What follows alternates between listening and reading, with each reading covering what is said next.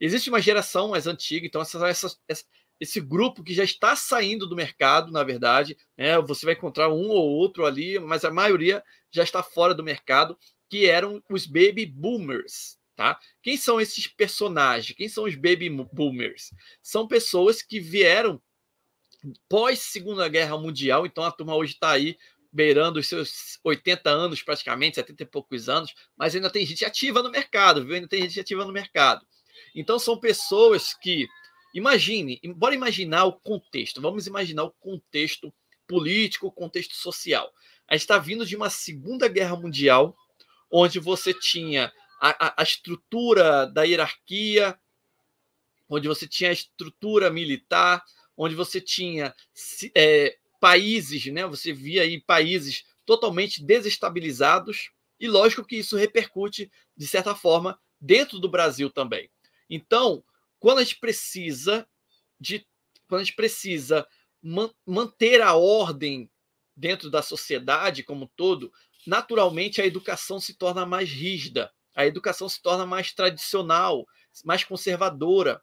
Então é quando vem ali os valores familiares muito fortes, né? Então o momento que você tem segurança, casamento, filhos, adquirir carros, tudo tem que ter também uma certa estabilidade. Então esse é o primeiro momento, esse é o primeira geração que a gente começa a analisar, essa geração de conservadorismo, tá? Essa geração dos baby boomers.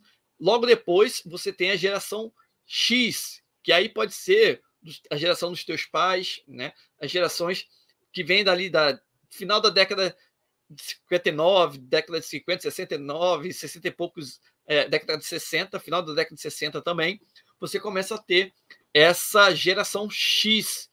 Porque, olha só, vamos imaginar que você foi criado por uma geração totalmente conservadora, uma geração totalmente controladora. É lógico que essa geração vai tentar questionar, vai tentar sair, ter mais autonomia. Então é quando a gente começa a ter ali a revolução hippie, né? Aquele auge do rock e tudo.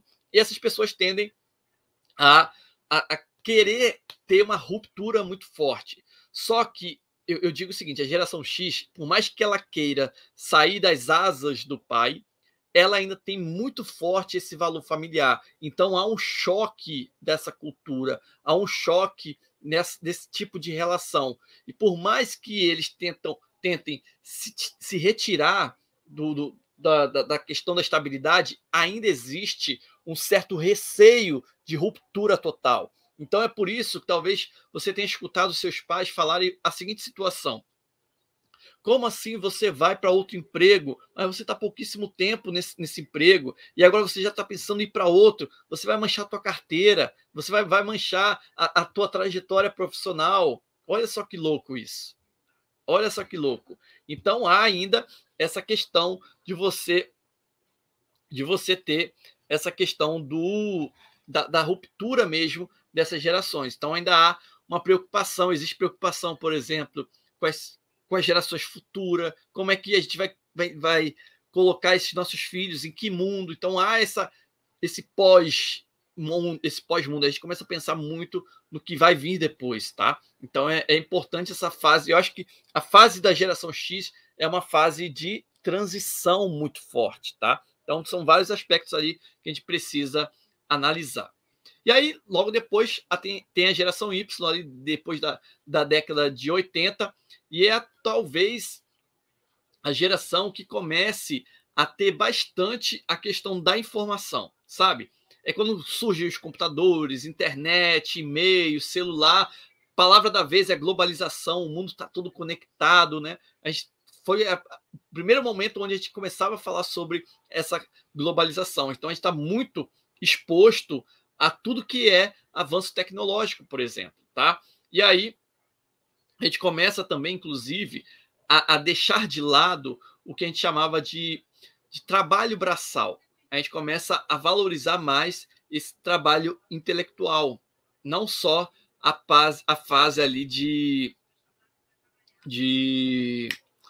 da parte braçal, a parte realmente de trabalho por trabalho mesmo, sabe? Então a gente começa a entender como é que funciona a estratégia, o negócio, a gente começa a dominar mais, a trazer para si essa responsabilidade da própria gestão das carreiras, entende? Então, essa geração, a geração Y, é uma geração que entende como é que funciona o seu próprio trabalho. Ele começa a valorizar a sua forma de atuação profissional.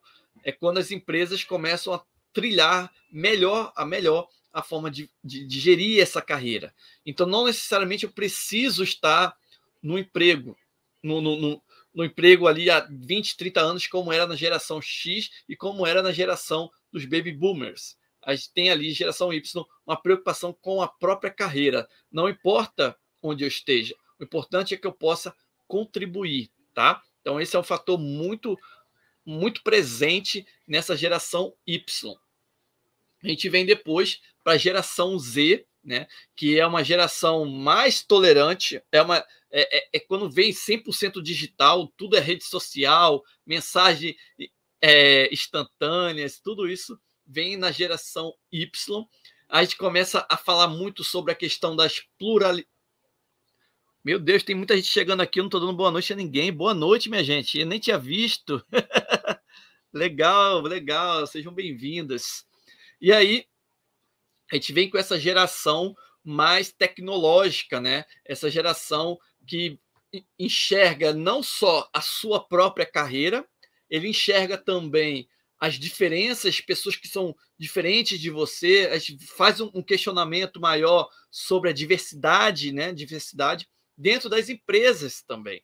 Então a gente começa a valorizar, internalizar esse desejo de que o mundo é plural, a gente precisa ter igualdades de gênero, de raças, o que for. A gente sempre tem que valorizar o social, esse contexto cultural, tá? A gente também vive um momento de grande ansiedade, a gente quer tudo para ontem, então a gente precisa compreender um pouco mais essa geração no sentido de que a gente quer tudo de forma muito imediata, a gente quer tudo, tudo para ontem. E às vezes a empresa não corresponde a essas expectativas. Então, naturalmente, essa turma jovem que está chegando, ela tende a se estressar mais e é preciso equilibrar melhor essa gestão das emoções, tá? Um fator muito importante também nessa geração dita Z é que eles são muito autodidatas. Então, há um discurso muito bonito, né, que você não precisa ter formações acadêmicas, estruturais, daquelas formas tradicionais. Você começa a buscar a sua educação de acordo com a sua própria necessidade. Então, é um momento, de novo, de uma ruptura muito grande, porque eles tendem a ser autodidata, eles querem se desenvolver, se autodesenvolver. E aí é um grande risco. Por quê? Porque mais do que você entenda que existe esse mundo plural e que você discuta melhorias sociais, por outro lado, você tende a ser uma pessoa muito individual, porque você busca tudo da forma como você gostaria que fosse para você. Então, aqui há um choque, na verdade, de ideias e a gente precisa amadurecer com o tempo para poder compreender o que é melhor nesse momento. Um outro fator também dessa geração é a geração das startups, são as gerações de tecnologia, né? Grupos que se aventuram, se desafiam a buscar o conhecimento dentro dos meios tecnológicos e começam a ser criadas também várias e várias atividades, trabalhos, empregos diferentes de tudo que a gente já viu. Então, é um novo. Existem os YouTubers, por exemplo, os digital influencers, que fazem verdadeiras carreiras e conseguem ganhar dinheiro também através desse tipo de trabalho. Então, a gente tem menos rótulo e tem muito mais atividade, muito mais interatividade, tá bom? Augusto Linha Viva, boa noite. Cílios, Carol, bem-vinda. Carlos também, a turma boa chegando aqui. E aí a gente vem para a última geração, que é a geração Alpha, ou simplesmente os nativos digitais, que é a turma que veio de 2010 para cá. É quando a gente começa um marco importante nesse período é a questão da inteligência artificial mais forte, a internet das coisas também muito presente, né? E rodeado de tecnologia. É a turma que está se escrevendo cada vez menos e se conectando cada vez mais. Hoje as crianças já nascem mexendo ali no celular, são muito mais independentes e precisam se desafiar para se adaptar, né, aos novos contextos, à interatividade, à sociabilidade. A gente precisa estimular nisso também.